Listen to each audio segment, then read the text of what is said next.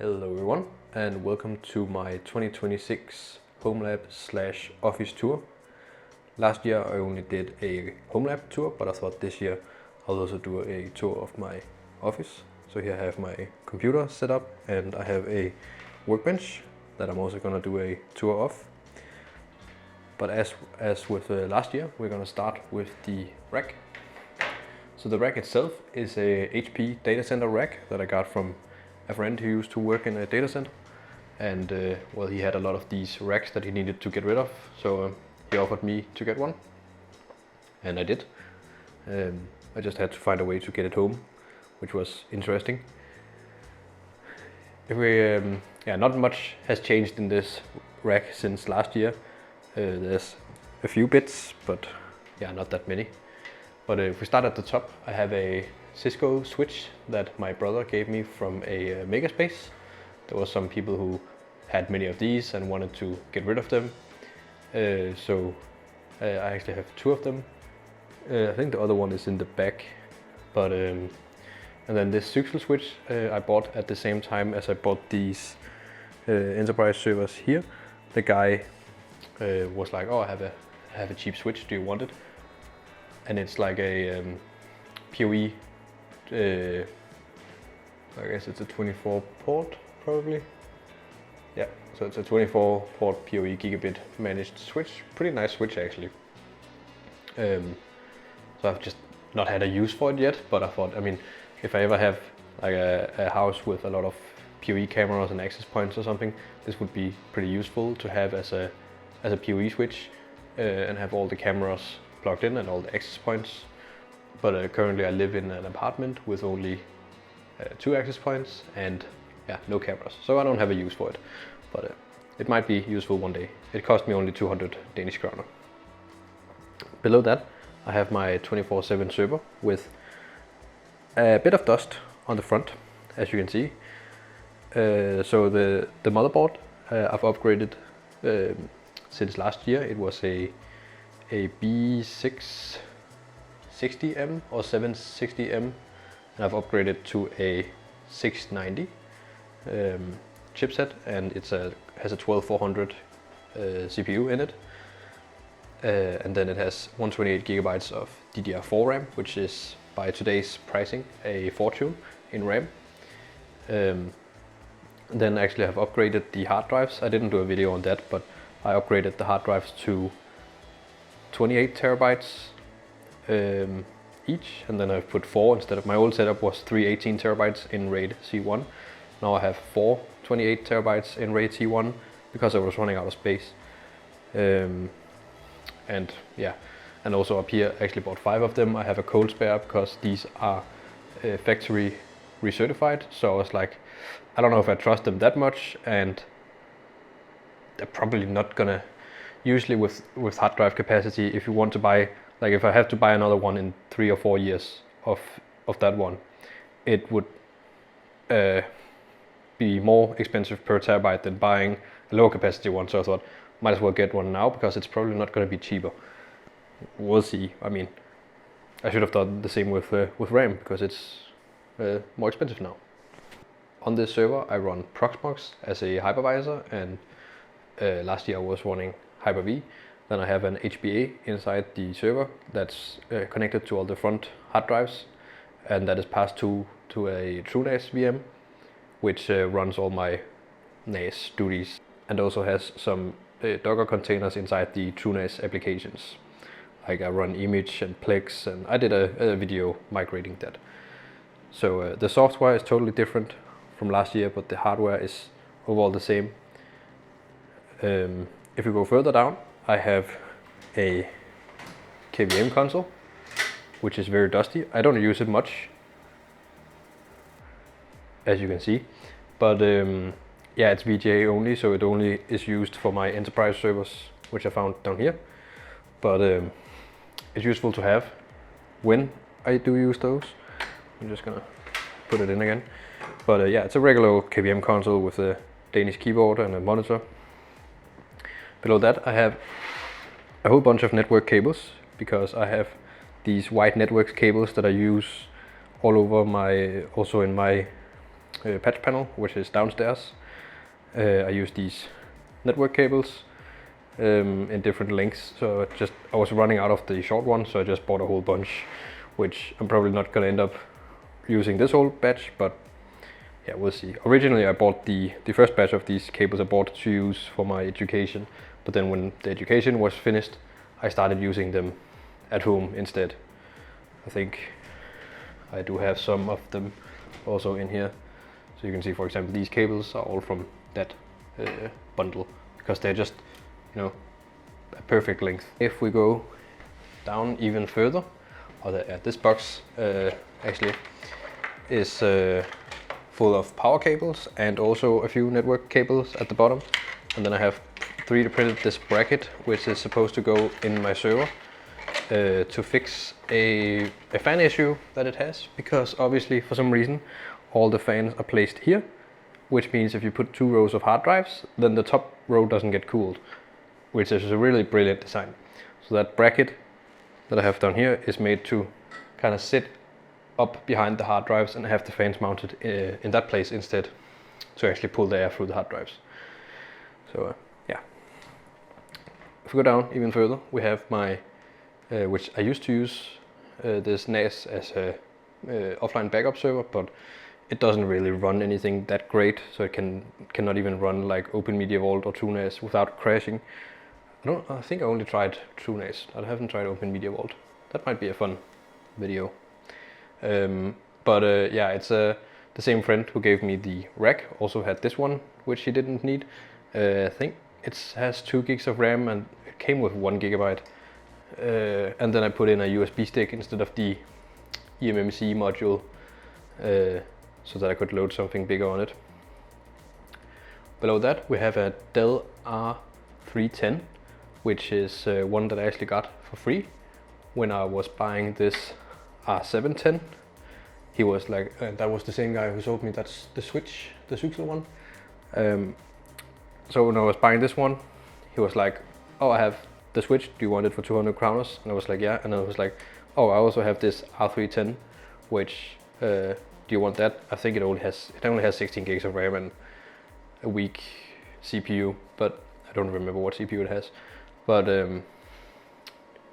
yeah, and then he gave me 1 extra of each, one for spares for this one and 1 for spares for the R710, because they didn't work. So I have quite a few servers.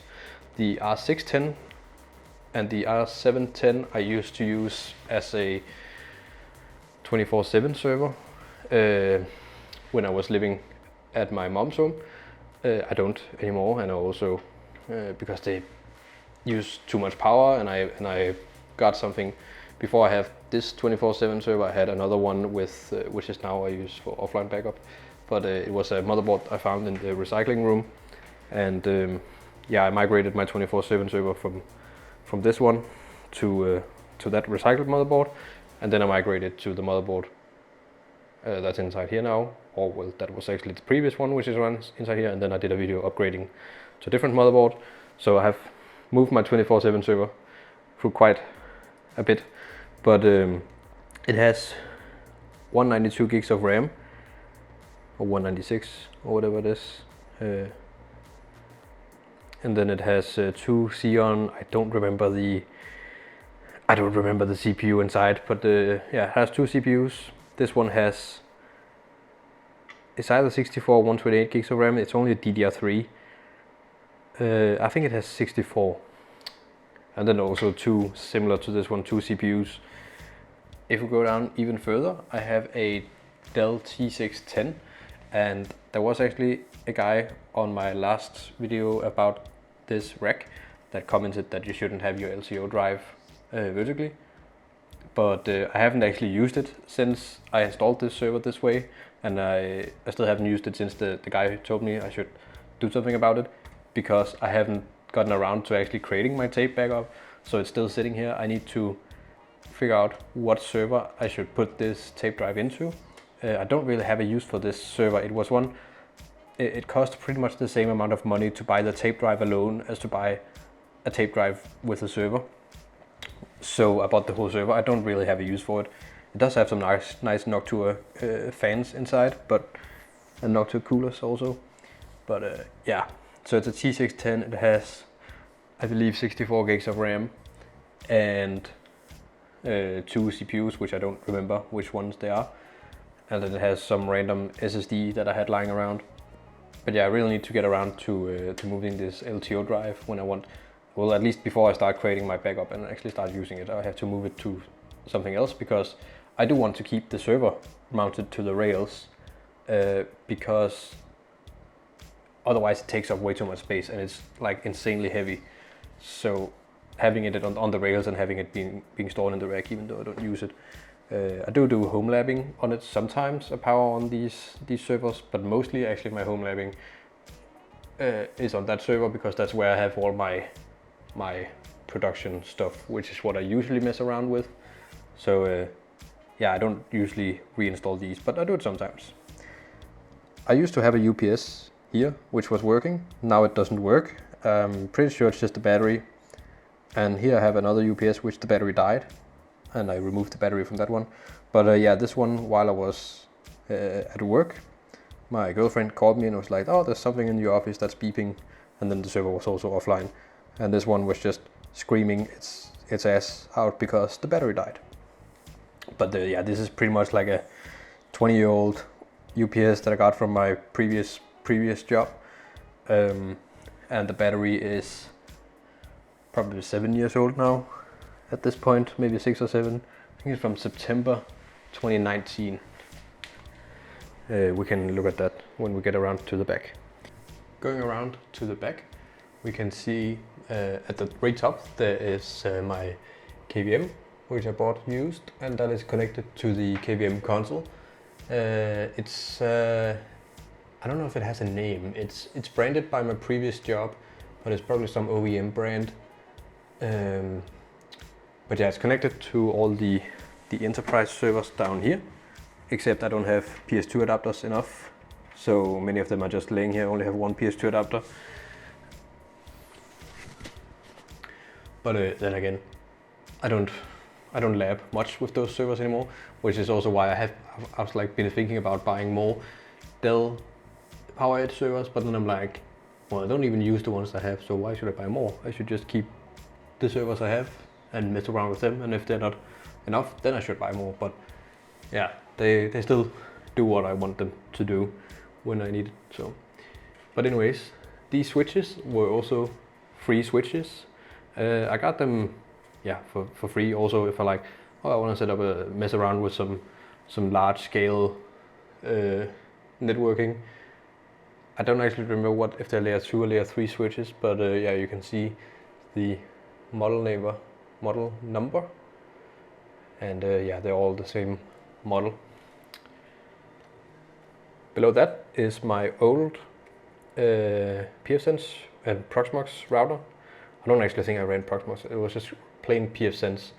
But yeah, it's an Intel N100 and it has 8 GB of DDR5 RAM, which I bought it when it was still cheap. So and the reason I switched it out was because it was overheating, and I thought I bought a better design, but the new one I got also overheats, so that's why there's a fan strapped to the top of it, and there's also a fan strapped to the top of the one that I'm actually running 24/7. But I have this as a lab firewall kind of setup, so the 2 LAN ports here and the WAN port is hooked up to a pfSense in Proxmox, and then this one is hooked up to Proxmox directly, so I can have some VMs on it and mess around with Proxmox on this one from my own PC, and then these can be connected to my rack lab, so I can control the rack lab like router and virtual machines and all sorts of that stuff from my own PC without interconnecting the networks. So that's what I use that for. And I think it has so right now it's running Proxmox. It has 16 GB of Optane, and then it has 128 GB SSD for virtual machines. Below that is my 8-port Hasivo 2.5 gigabit switch with 10 gigabit uplink. Well, and in this case it's actually not an uplink, it's a downlink, I guess you could suppose, because it links over to my UniFi That's not a Unify, it's a Ubiquiti edge switch. And I thought these were discontinued, but apparently they actually still have updates. So I just recently updated this to the latest firmware, which was from, I believe, November or December of 2025. I think it was November. But yeah, I thought these were discontinued because when I bought it I bought it on auction from a retailer here in Denmark where they actually used it internally. I bought this edge switch 10 gigabit, and then I bought a 8-port PoE 150 watt. I would like to say I got a good deal, but that's kind of debatable. They were pricey in terms of being used, but I think, was it 800 kroners I spent on this, I think, but yeah, I don't remember actually. And then, yeah, pretty much the same for the other one. So yeah, and then below that we have a switch that I pretty much only use to connect if I have anything in my lab here that I want to connect to some internet in a lab network isolated. This is my lab VLAN, and then this is the whole lab switch. So for example, I could also connect this one to the LAN port here and then disconnect it from the switch, and then I use this as a lab switch. Totally dumb unmanaged switch. It's actually the first real switch I bought. I did have some crappy switches before this, but this is a TP-Link unmanaged gigabit. It costs $100 when it was new in 2019, and it's nice to have. It's power efficient, pretty much uses no power. So yeah, if we go further down, there is my 24/7 server, the back of it. I still have the gigabit, there's 2.5 gigabit Ethernet plugged in. I actually don't use it, so I don't know why I still have it plugged in, because the main internet connection, network connection to the Proxmox instance is the PCIe 10 gigabit card going to my 10 gigabit switch, and the 10 gigabit is also connected to my, I believe this goes to my Mac Mini, this cable, and then obviously it's connected through 10 gigabit to the rest of the network, and then this only connects to 2.5 gigabit, and then there's an uplink to the switch in the wiring closet, but via 2.5 gigabit. But yeah, on the back of my server you can see that I have the Bleecube PCIe PyKVM thing here, going with an HDMI cable with onboard graphics. I've actually considered, I have an old colleague who gave me a old Quadro card, which I've actually been planning to put in here to use for my TrueNAS VM, so that I can have in image, I could have hardware acceleration for the AI stuff and the OCR, and I could have it for hardware transcoding for Plex and all of that sorts. If you go down even further, I have my PDU, and all of these cables are my production stuff, so like the switch and the server and the other switch, and I think the KVM is also plugged into that. Yeah, you can see that the KVM is also plugged in with that. I have all this color of cable. I don't remember which color it is, and I'm colorblind, so I couldn't tell you, but yeah, the black cables are non-production and these cables are production. So yeah, that powers the switch and the other switch and my server and the KVM and something else that I can't remember right now. But yeah, if we go down even further, I have a lab router which I've used once in a while when I'm I have many lab routers, but yeah, to mess around with Cisco routers, and also sometimes I had the Dell server set up in a Windows domain, and I just for fun used this router as a basic setup with DHCP and NATing and all that stuff. And below that is the lab switch for that router, which I have like a setup with different VLANs. I was planning to actually, I don't think I ever set it up, but to have like a iDRAC VLAN on it, and then a like a backend VLAN over here, and then there's an uplink to the real network, and then the router is also connected. There's some interconnecting stuff going on up here, but yeah, that's pretty much just not really configured anything in actual software, but I have cabled it up to do something interesting, but then not really had a use for it because I was finished with the Windows cluster thing, and then I installed Proxmox on it instead to try to do some GPU pass-through on the cluster down here, and then that didn't work, and yeah, so I never really configured this to do anything useful. And I have another PDU here for all the lab stuff, which is connected to its own. Here I have a different PDU, which like is a regular plug socket, and have a like a power switch and meter on both of them. So this is the production one, and this is the non-production lab thing, and then this is the KVM because it needs a regular socket.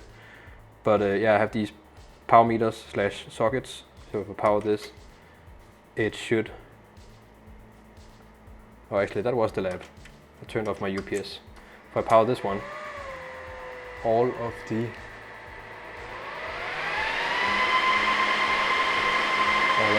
switches power up, and as you can probably also hear, all of the servers also power up. So let's turn that off again, because that's pretty loud.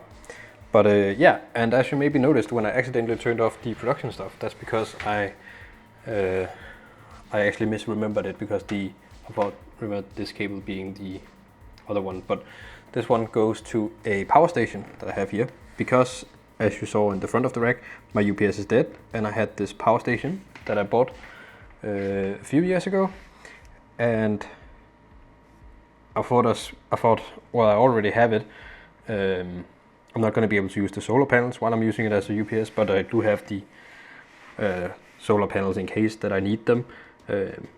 But I have the power station, and it's just sitting around, so I thought I might as well actually use it as a UPS, so it has a use while it's not being used for its real use, which is obviously having backup power if power were to go out. I have, I think it is 2 kilowatt hours of battery, but when it's not being used for that backup power, I can use it as a UPS, because I do have brownouts more often than I would like.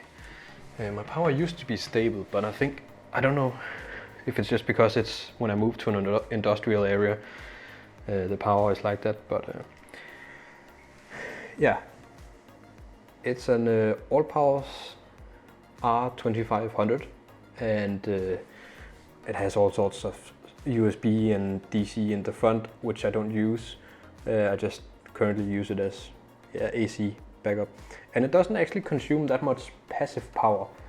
It's only gone up by a few watts because I have the power meter over here monitoring the input power, and I also know how much power it used previously. It didn't actually go up that much, which is kind of interesting. So it's only a few watts. I have also messed around with trying to, turn off the input, and then turn off the input when the power price is high, and then charge up the battery when the power price is low. But it seems that the inverter in this is so inefficient that it's probably like only 80% efficient. So there has to be a very big price difference in order for that to make sense, which it really doesn't. Plus you have to do it manually, and I can't connect to this with some sort of API to turn it on if the battery runs low. So I'm like, I don't want to mess around with that. But it's a fun idea if I could connect to it with some sort of API, but I can't. Now being finished with my rack, we can continue over to my little stash of old computers and monitors up on the top of the cabinets. So the monitors, the first one is one of my girlfriend's old monitors that is no longer used because we've gotten even more monitors and they are way better. So it's just sitting up here as a backup secondary monitor. The next one is one of my old primary monitors. It's a Asus 24-inch. It's really nice for testing old stuff because it has pretty much all the inputs that you could want. It has both HDMI, DVI and VGA. So it has everything that you would need in both for testing new stuff and old stuff. So yeah, I used to use it as a primary monitor. Then my girlfriend used it briefly, and then I actually have 2 of them, and my girlfriend is using the second one as a second monitor. Next, I have my first server, which is this one. It's the motherboard is from HP. It's an old HP Pavilion that I moved into a. It's a fractal core something case. I don't remember the exact name, but yeah, it's a budget case. And then I got this hard drive hot swap bay on eBay. But yeah, it used to be my 24/7 server, where it had 16 gigs of RAM and then an i5 2400 CPU, and then I had 3 hard drives in the front. Now I use it as a offline backup, so I have my 3 old hard drives from my 24/7 server, the 3 18 terabytes. I put those in that one because it has 3 slots, so it fits perfectly.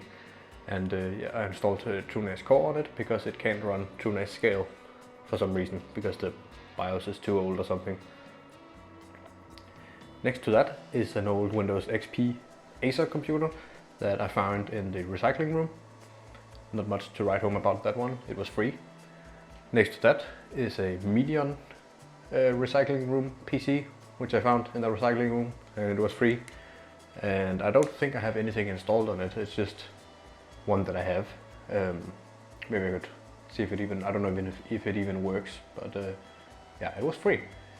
Next to that is my girlfriend's old gaming computer before she got it upgraded from her brother's, well, her brother upgraded to a new gaming computer, and then she got the old one, and then her brother got a new gaming computer, and then she got the new old one. So then this old one is just sitting here. It's a third gen Intel i5, I think. It's a 3600 something, and then 16 gigs of RAM, and I don't think it has a hard drive or SSD, I don't actually remember. And then the next one is the Windows 7 machine that I made a video on a few videos ago, which is my brother's old gaming computer, and then I gave my brother my girlfriend's own gaming computer, which that one she got to replace that one with, and then she got it replaced again. So then my girlfriend's old gaming computer got to my brother, and then I got my brother's old gaming computer. So there's many computers changing hands, but yeah, pretty much all the old ones that are not in use by anyone are sitting here, which are like the bottom of the pile. They're not really worth anything, but yeah, I put Windows 7 on that and put some Minecraft and some things for if that would be interesting one day. Now, next to my cabinets, we have my workbench area. All the way on the right side is my 3D printer, which is actually not supposed to be here. I have a repair that I need to do on it, which I haven't gotten around to, but yeah, I need to do a repair on it where I replace all of the motor mounts with, instead of being PETG, they need to be polycarbonate, because I do want to put, both because the chamber actually gets too hot for the, I had some extrusion problems up in the extruder head because the plastic bent after a while, and that's the stock PETG plastic, so I've replaced that, that little lever arm with polycarbonate. And I want to do the same with the motor mounts, because they probably also will have the same problem at some point. Especially if I'm going to put insulation, which I have bought insulation for all the walls to get even higher chamber temperature, then I'll need that. So that's a project, and that's the reason why it's in here. In front of that I have the tripod that I bought this year. I don't know. Yeah, it's some sort of, I don't know if that's a real brand or if that's just a knockoff brand, but it seems to work pretty well. It's pretty smooth, and it cost $100, and it seems pretty smooth. And yeah, I upgraded from a little flimsy aluminum lightweight tripod which was barely tall enough to even reach to view here, and this one is way more stable. Behind all of that, as you may see, I have all my sorting boxes, whatever you call them. So like plenty of different types of PC adapters, and there's some electronic stuff, and here there's a bunch of USB and cable management stuff, and I have this another project I need to finish. I have all the components for some ESP Home PC power switches, whatever you call them. It's I didn't actually make it myself, but it was I ordered them from JLC PCB, and it was a guy called AJ Frison who made a open source circuit board thing for PC switch for ESP Home. So I need to finish those. I have finished the ones that I actually need to use, so that I have in all of my computers I have that little PCB, but I have ordered for 10 of them, so I could make a few more. And over here I have like hardware, screws, all sorts of different anchors and stuff, and this one hasn't been filled out yet because I don't know what to put in it. And up the top I just have random sorts of stuff. I have some rubber gloves, and I have cleaning wipes, cleaning towels, or whatever you call it, microfiber towels. Next to that I have a little box of some random ass stuff. There should be some NVMe holder case, and at the bottom there's also like a USB NVMe adapter thing. And then I have some calipers. I have an accessory box for a Node 804, which is my offsite backup. That means my mom's house. And yeah, some screwdrivers, some chewing gum, an old power bank, random stuff.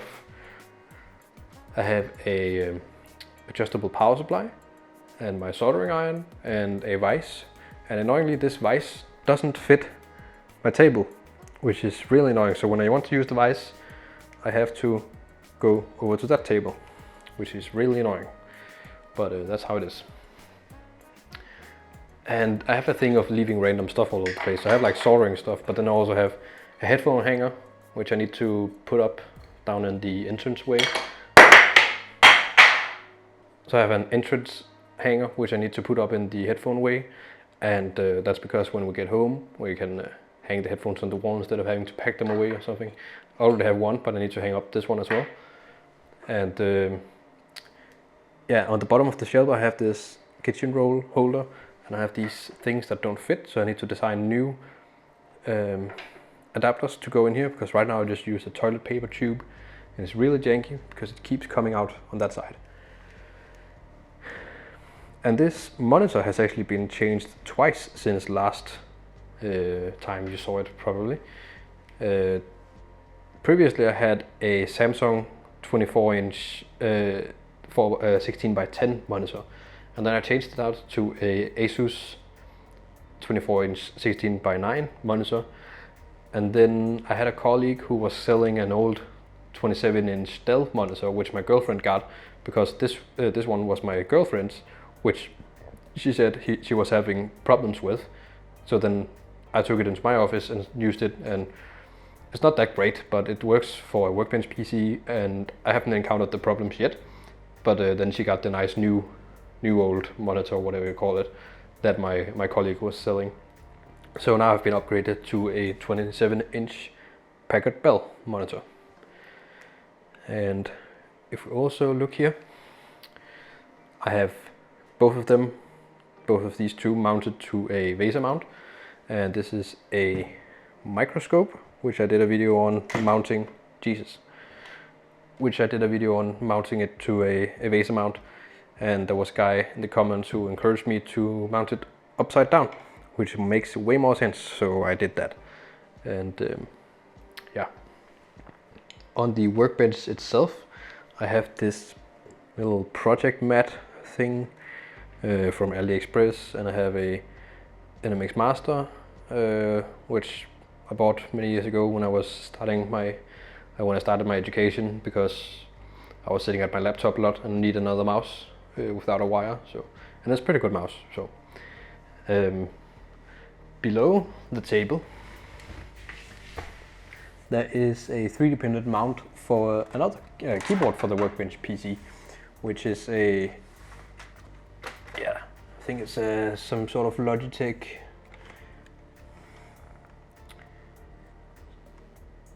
K520, and yeah, it works great. It's nothing special, it's just a membrane keyboard, and it's nice that it connects to the same USB receiver as the mouse, so I have this little extension thing.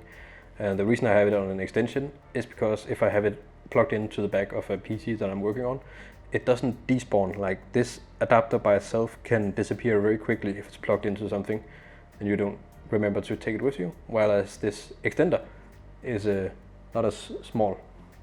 And currently it's plugged into a Lenovo M73, I think it is, M70. It's a second gen, no, it's a fourth gen Intel Core i5 in it, and it has 8 gigabytes of DDR3, so it's really nothing special. It's actually getting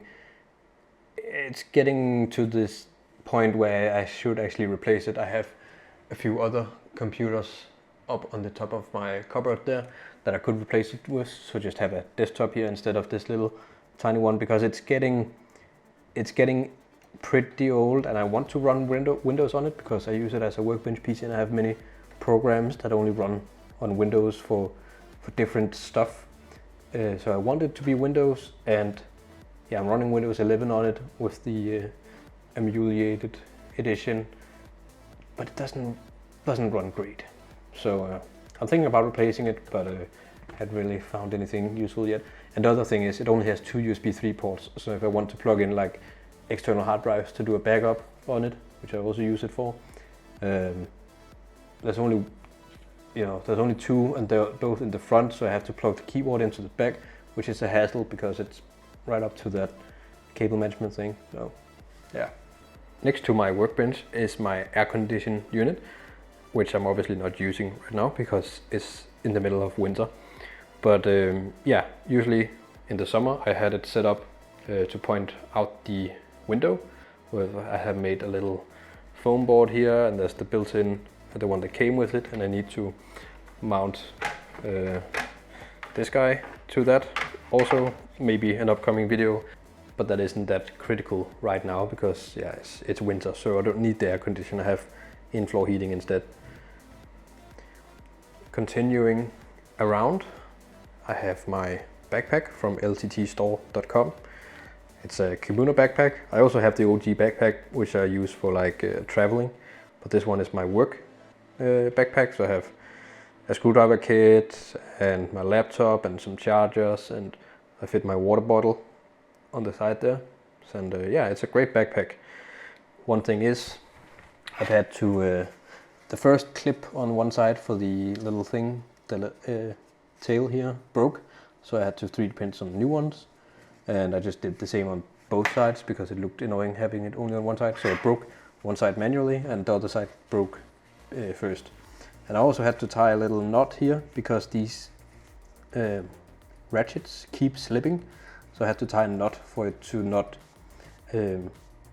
keep slinging out. So I had, every time I put on the backpack, I had to tighten down the tail because it would just keep slipping. So I made a knot there, and it seems to do the job fine. So continuing around, we have my office setup. If we start from the right side, I have my Audio-Technica AT2020 USB microphone, which I bought, I don't know, 5 years ago, probably, a long time ago. And yeah, when I use it when I do voiceovers, when I talk to people on Discord, this is pretty much my computer microphone. Except when I'm at work from home, I use my headset microphone because this is really annoying to have in front of you if you're in a work meeting. So I use my headset microphone for that. And also I have my water bottle standing here, lttstore.com. Fits great in my backpack, bring it to work every day pretty much. And the mouse pad, as you may see also, across the whole desk is a WAN mouse pad. And the reason I went with a WAN mouse pad is because the design is kind of stealth, and it has the same pattern all over the place. Doesn't scream Linus Tech Tips. I like the thing being stealth, not being like totally shilling for LTT. But and I think it's just a nice, cool design, honeycomb thing. And also have in the table here, I have drilled a hole for having USB power in it. So this is like I don't think you can buy this anymore, but it's a IKEA USB thing, and it comes with a little cork ring instead of this plastic hole mount. So it's meant to go on the table, but it comes with this hole mount as well. So I just put it in my desk, and it's pretty nice having just regular 5 volt. It's not quick charge, not anything fancy, just regular old 5 volt, 2 amps. If we continue along, we have my 2 monitors, and that menu just disappeared, but this first one is a Dell G3223D, which is a gaming monitor. It's 1440p, 165 Hz, and that is my primary monitor. The next one is a Dell C2722DE, which is a conference monitor, and it even has a built-in webcam, if I can find it. But yeah. And the reason I bought this monitor specifically is because it has a built-in KVM. So I can plug in my laptop. This one goes to the my main monitor, and this one goes to the second monitor with the KVM. And when I plug in my computer with USB-C to the USB-C input, it actually switches the USB ports on the monitor to go to the USB-C cable. So that means my mouse and my keyboard switch to being powered, to being connected to the laptop. And whenever it's using HDMI or DisplayPort input, it connects a USB-B cable instead of that one to my desktop here. And then I have a second USB switch that I can change between my Mac Mini and my desktop. So my desktop, my Mac Mini, you'll see later. And this one doesn't have any KVM. It just has USB-C, which I use for my laptop. That's why there's 2 cables. It has a DisplayPort for my desktop and HDMI for the Mac. But yeah, and above that we have a Logitech Brio. It's I don't know the model names. They're all called Brio right now, but I think it's the original Brio when there was only one that had that name. So it's like the first one that had Windows Hello, I think. And that's pretty much the reason I bought it, was because it had Windows Hello and I wanted facial recognition. And then it's a nice camera also, that's a plus. Before that I had like a Logitech not the C920, I think it was a C3 something. Really crappy 720p, very bad quality camera. And now, yeah, so I upgraded to that one. That was quite a few years ago. And actually the old Logitech camera that I used to use for my desktop has not been thrown out and has just been moved to my 3D printer. So I'm using it with Octoprint. If we start looking below my monitors, I have my Corsair K100 keyboard with optical switches. And that was actually the main reason I bought this keyboard, was because it had optical switches. Because previously I had a Logitech C910, and after shorter than I would like, it started having key switch issues where they would either double press or not register, and I was like, it was only 3 or 4 years old. So then I thought, okay, I'll buy an optical switch keyboard because they're supposed to last way longer. We'll see about it. It's probably, I would say it's probably getting around to being 2.5 years I've had this keyboard. And another thing that's actually nice about this one is it hasn't started being shiny, which is like really weird after a keyboard that I've had for like 2.5 years or 2 years maybe. I don't actually remember when I bought it, but it's not getting shiny. I need to clean the wrist rest, but this one, I mean, it still needs to be cleaned. It's dusty, but it's not shiny. Whereas you see many used keyboards, they have like this shiny spots. But yeah, so far I'm pretty impressed by this keyboard. Well, we'll see how long it lasts, but hopefully with optical switches it will last long. And then I have my classic G502 gaming mouse, pretty much because I bought it 7 years ago and it still works, so might as well keep using it. And sometimes I also use my MX Master over here, but most of the time I use this one because, I mean, it's just an overall great mouse. It has plenty of buttons and it works well, and it still works well, so that's why I keep using it. And then I have an Elgato Stream Deck, the OG original one. It's only connected to my desktop, so that's why it's offline right now, because I'm using my Mac Mini. But yeah, I use that pretty much as a glorified light switch because I don't really stream anymore or record like gameplay videos on my computer, which I used to do, which that one was great for, like microphone and switching inputs and all of that stuff. So right now I only have like light switches on it for Home Assistant. And next to that, I have a JBL speaker. It's a Charge. Is it a Charge 4? I think it is. One of the Charge series at least. I do bring it on the go. That's why I bought it, to have a speaker that I could bring with me. But it's actually also nice when I don't want to wear headphones to be able to connect it to my computer and use that directly. And then I have a muted Google Home, which I might get rid of soon because Google Home is getting really annoying. If we go down below my desk, we can see my desktop computer, which I built in 2022 originally. I have upgraded a bit since, but it has a 14600K. Originally it had a 12600K, and then it has 64 gigabytes of DDR4 RAM. So when I built it, I decided DDR5 was out, but it was like way more expensive than DDR4. So I decided to go with the DDR4 platform, and that turned out to be a great thing because a few months after I built it, originally it had 32.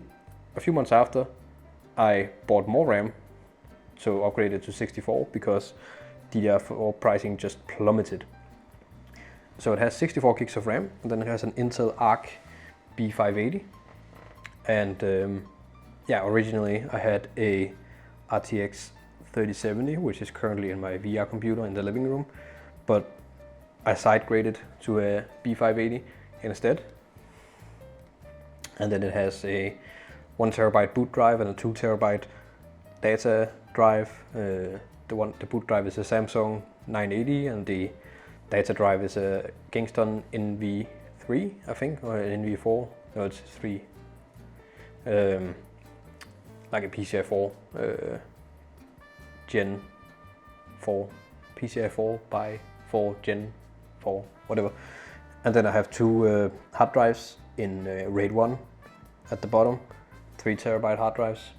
I used to use it for a lot more gaming, and I don't really game that much anymore, so I do play Minecraft once in a while. It runs that great. Minecraft eats a lot of RAM, but then also the reason I went with a lot of RAM is mainly because of virtual machines.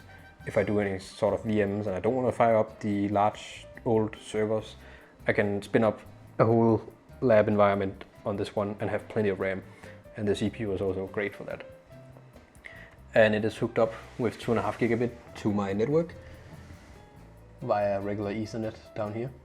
If we go in even further, we can see right in the back of my table I have mounted my Mac Mini, and it's only recently I mounted it down here, but I thought it was nice to get it off the table, and I don't really need to turn it off because it's a Mac, and Mac people don't turn off their computer. So I thought, well, then I don't need to turn off my computer because the power button is annoying to get to when it's under the table. But yeah, I have all the things hooked up. I've mounted it actually backwards, as you would think. So the back is towards the front of the desk, and that's because the cables can then be plugged in towards the cable management arm, or not arm, the cable management pouch thing. And then if I want to plug in a cable to go to the desk, I do have the possibility of accessing the front ports. But yeah, it's just mounted down here, and the boot drive for it, I have an external Samsung SSD, which you can see the cable that's hanging down is going to that SSD. So you can see right down at the end of the table, I have taped in SSD to the table, which is the boot drive. Not the boot drive, but the home drive, or whatever you call it. So all my data is on that one because I was too cheap to get more than 256 gigabytes on the Mac. So I have this is an old T5 Samsung drive, 500 gigabytes. And it's plenty for what I use because it doesn't actually store anything. I have everything that I work on, like my video editing, it's all stored on the NAS. So I don't really need a lot of storage, but 250 was a bit too little. And lastly, I think we should have a look at my YouTube statistics. We didn't do this last year, but I think it would be nice to do every year so we can kind of see what has happened to the channel across the last year.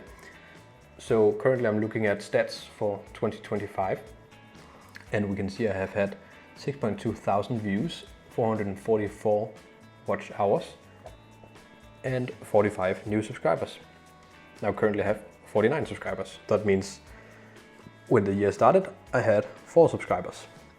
And yeah, you can see I've published a few videos this year. So the first one was the last 2025 rec tour, and then I published a few videos after that, and then I had some personal stuff, so I didn't publish any videos. And here was the keyboard video, and this was the old PC restore, I think. And then obviously I've just published the DDR5 laptop memory video now. It's not on the graph yet, but yeah, I thought that was quite interesting. I was really impressed about how many views it got in the beginning. Obviously it slowed down when I didn't publish as much, but the Proxmox videos are really popular, and the rec tours. So yeah, hopefully you'll subscribe so you can see what's gonna happen next year in 2026, and I'll definitely be looking forward to all the great videos that I'll hopefully make. And yeah, make sure to leave a like down below, and while you're down there you can also leave your thoughts in the comments and tell me what would you like to see in 2026. And yeah, make sure to subscribe so you don't miss it, and then have a great new year. Bye for now.